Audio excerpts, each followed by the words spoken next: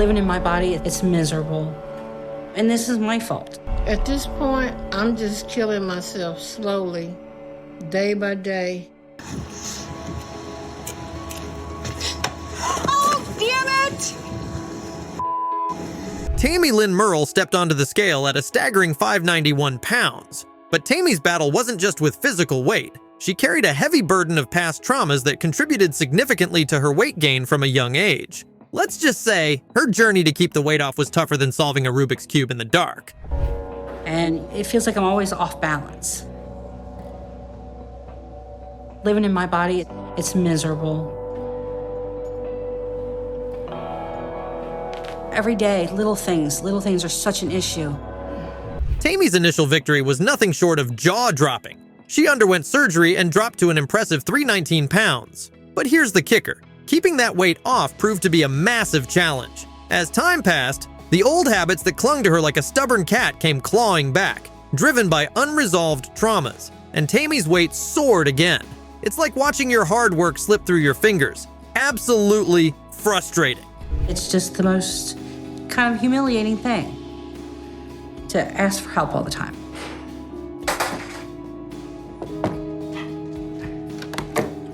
Dinner's done.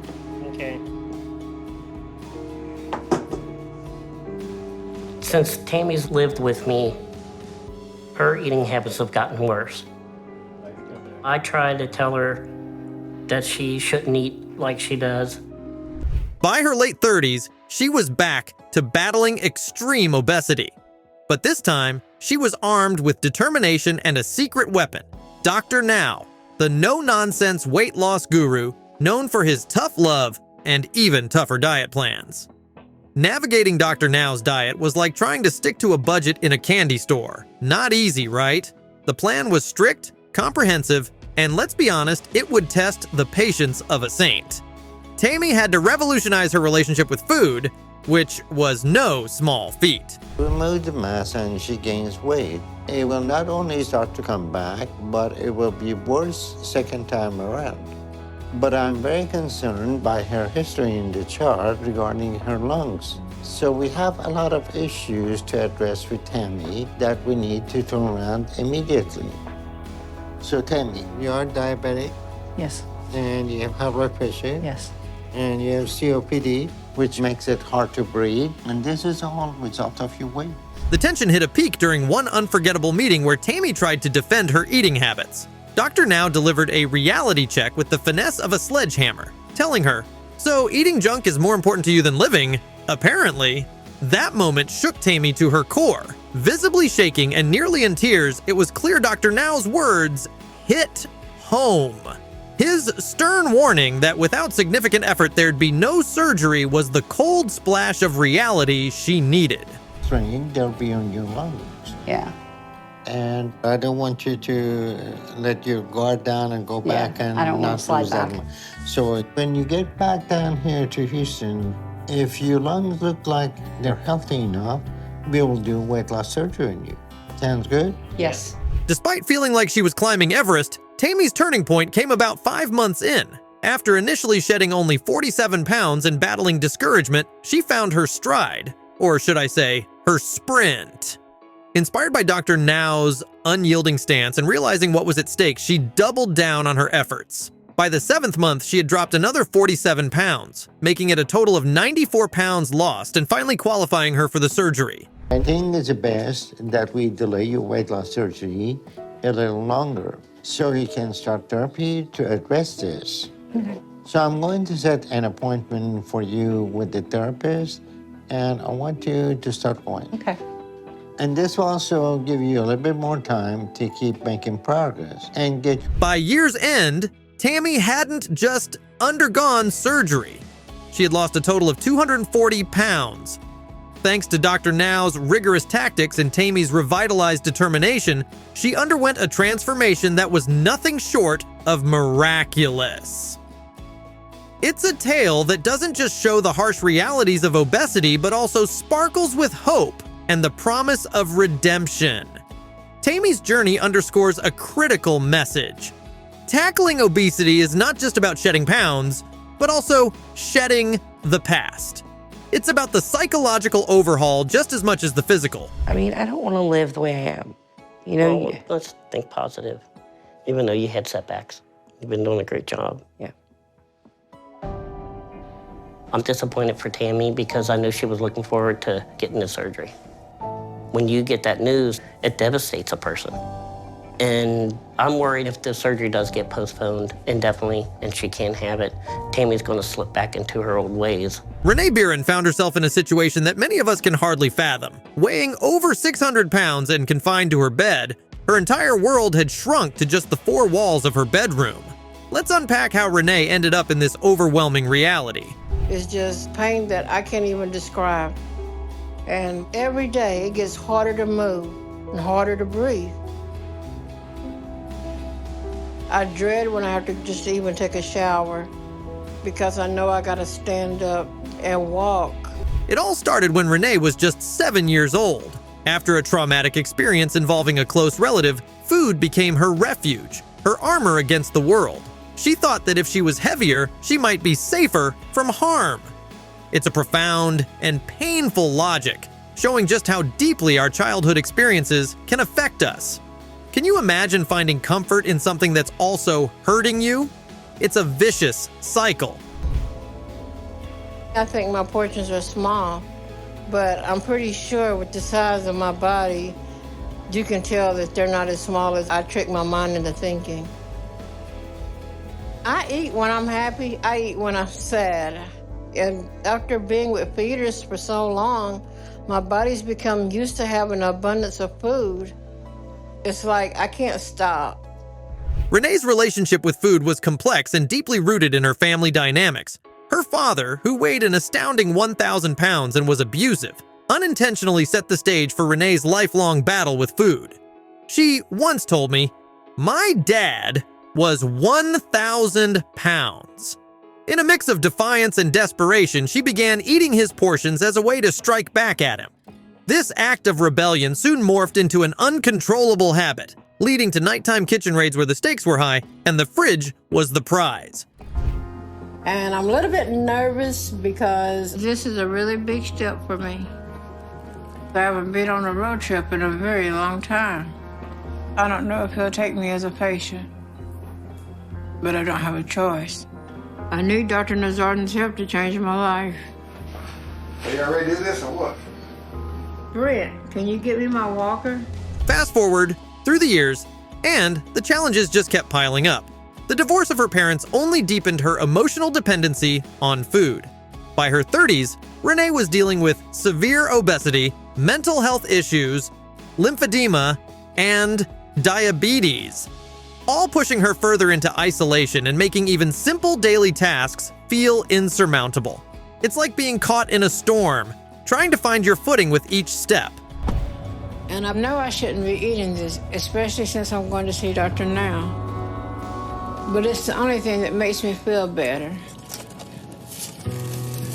This is like one of the last good meals I'll be able to have for a while.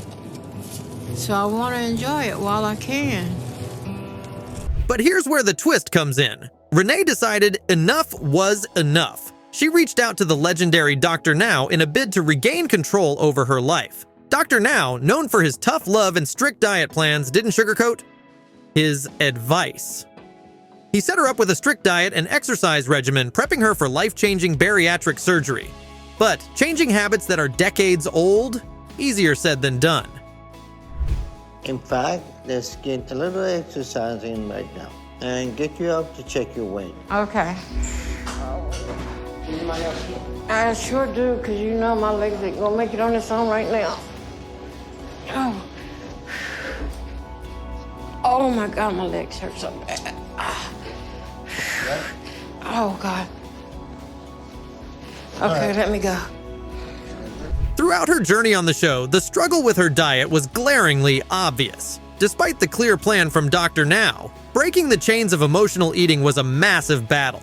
It's not just about following a diet, it's about changing everything you know about comfort, coping, and control. By the end of her episode, she'd managed to lose 42 pounds, not enough to qualify for surgery as she needed to drop 70 pounds. From all the abuse that you have put your body through all these years. Okay. With your lack of progress in past 2 months, I'm concerned your condition has started to deteriorate again, and that your kidneys are having issues. And if that's the case, you could be close to kidney failure. And Renee's story is about the inner strength needed to face each day and the courage to keep going despite seemingly insurmountable odds. It reminds us that sometimes the hardest battles go unseen. They're fought in the quiet corners of our minds and hearts. Renee's journey is a powerful reminder to all of us that every step forward, no matter how small, is a victory in itself. once we remove the physical compulsion and drive to eat, we can start to address the emotional component. So starting this process before weight loss surgery can affect long-term results.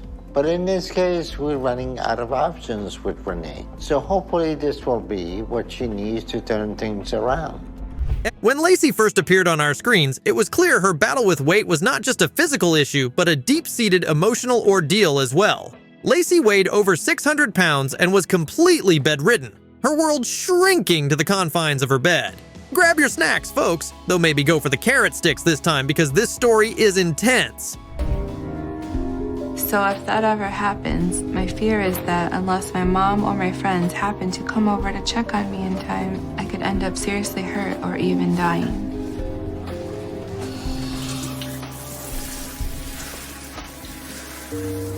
I've let my weight get so bad that something simple like going to the bathroom or taking a shower could be a life or death experience for me. From a very young age, Lacy's relationship with food was complicated. At the tender age of 8, after a traumatic incident involving a family friend, Lacy turned to food for comfort. She believed that if she gained weight, she could protect herself from further harm. It's tragic reasoning that shows just how deeply her experiences affected her. It makes you think about how we all find ways to cope, some of which might not be the healthiest. Already off the charts by a margin, and that's when I started worrying. I didn't know what to do at that point. As I got older, my mom and my dad worked longer and longer hours and weren't around much. And many days I would be on my own, from when I got up to when I went to bed. I took care of myself on my own, and I started coming home and making my own dinner, and I ate whatever I wanted. One of my favorite things was to mix butter and sugar in a bowl and go eat it in my room alone. Growing up wasn't any easier for Lacy. Her parents' divorce deepened her dependence on food, and by her 30s, she wasn't just battling severe obesity, but also mental health issues, lymphedema, and diabetes. These conditions made everyday tasks incredibly challenging, pushing her further into isolation. Imagine feeling trapped, not just by your physical space, but by your own body. But I knew I was getting bigger every day. And other people would point out how big I was getting, especially my dad. My dad was the worst. When I was a teenager, they started to constantly get after me because of my weight. So I didn't want to be around him anymore at that point. At the urging of a friend, Lacy decided it was time for a change. She sought out Dr. Julian Nauseraden, hoping his expertise could help her regain control of her life. Dr. Now set her up with a strict diet and exercise plan meant to prepare her for bariatric surgery. However, changing lifelong habits is no small feat, and Lacy struggled to stick to the plan. Changing your entire lifestyle? It's like turning a cruise ship. It takes time and a lot of effort. Jeez, I can't move my leg. Which one, honey? You can't touch me. Just leave me alone. All right. I can't believe this happened. I'm in so much pain right now. I don't think I can get up, and I don't know what I'm gonna do. Throughout her journey on the show, Lacy's battle with her diet was evident. Despite her best intentions and the clear plan laid out by Dr. Now, old habits and emotional eating patterns were tough to break. By the end of her episode, Lacy had lost 42 pounds, but it wasn't enough to qualify for the surgery. She needed to lose 70 pounds to move forward. It's frustrating, right? You put in all that work, and it still feels like it's not enough. Lock it up. Made it all the way down here without even a scratch. Awesome. 2 more minutes, I'll be ready to go again. All right.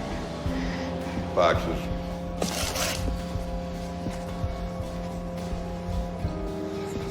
There you go. What's Otter doing? Sitting on his butt. Oh, jeez. Despite not hitting her target, Lacy didn't lose hope. She remained optimistic about her future and determined to keep working towards her goal. She said, "I'll keep trying my hardest, and hopefully I'll be in a good enough place to get surgery. I've learned a lot during this time." Her story ended on a note of resilience, with Lacy committed to continuing her fight for a healthier life. It's stories like these that remind us of the power of perseverance and the human spirit. Value to being, I say, in public. You don't even have to be social, just being in public. Even walking the aisles of a store, Yeah, we going like to do that. to a shopping mall. There's a huge shopping center here that you could walk for weeks and not repeat yourself. Right. So being in public should be one of your goals. Okay. And so let's talk about something you could do right now that would get you out around other people. Okay. What do you think? I don't know how to be out with other people. Let's dive into one of the most turbulent stories. Julian Valentine's intense roller coaster of emotions, setbacks, and frankly, diet disasters that had us all on the edge of our seats. Julian's battle began at a jaw-dropping over 700 pounds, rooted deeply in unresolved childhood issues. Imagine this: a young boy seeking his father's attention but finding solace in food instead. This heartbreaking start had Julian feeling trapped in his own body, to the point where he even contemplated suicide. It's hard not to feel a pang in your heart hearing that. Me and Irma also live with my grandmother and my mom, so I also cook for them at times too. But I mostly cook for Irma because we're always together. I wait until around 12 o'clock to eat lunch, and then I'll snack until dinner. But I feel the best meal of each day is usually the first.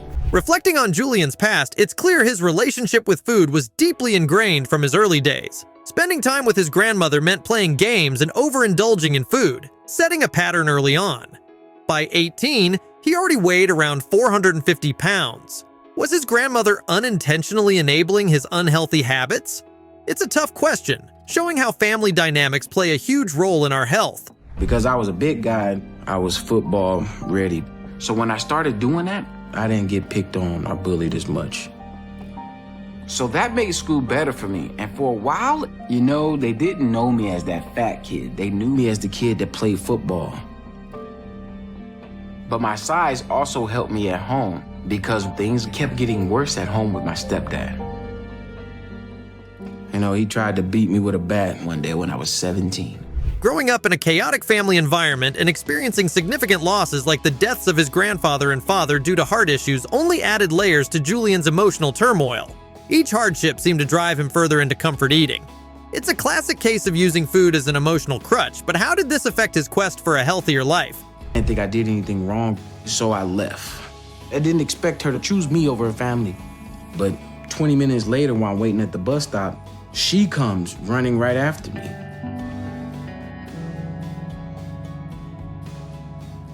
And she's like, "I'm going with you. He's not about to do this." On the show, Julian took a major step by meeting with Dr. Now, who set a clear goal for him: lose 150 pounds to qualify for weight loss surgery. Julian and his mother even moved to Houston to be closer to Dr. Now for better monitoring. However, when Julian found out he had gained 15 pounds instead of losing, the disappointment was palpable. But Julian didn't give up just yet. So that's all. But you can do it if you stick to what we tell you, okay? Thank you. Any questions? No, I'm okay. I'm good. All right. I see in your chart you had the hernia repair in your stomach. Yeah, I do have an umbilical Let cord me see hernia. what kind of scar they left in there. Then- Well, you still have a hernia. Yeah, I still have it. Recognizing Julian's struggles with emotional eating, Dr. Now recommended therapy. During one session, the psychotherapist suggested Julian list all his grievances as if he were writing a sermon. Ironically, Julian showed up to the session with a coffee and a cinnamon roll in hand, ready to tackle his issues but still caught in the grip of old habits. We even know there's like a rental place around here. I found out what happened because my brother called me. So like, hey, the tire went out. So I was just like imagining the worst. He's all like, but I'm okay. Because he knows I like freak out for anything. The longer we're here, the more in danger we are, and I don't want to be a sticker in the middle of the road. In the end, Julian's story didn't have the triumphant finish we all hoped for. By the close of his episode, his weight had escalated to 704 pounds, despite his initial efforts. Gaining 15 pounds when he desperately needed to lose weight was a real gut punch, not just to viewers, but undoubtedly to Julian himself. It's a stark reminder of how challenging and complex the journey to health can be. At my last appointment, I made it down to 714, and Dr. Now told me to keep losing. And I think I've done that, but I'm hoping I made it to at least the 600s at this point. Your weight is 792.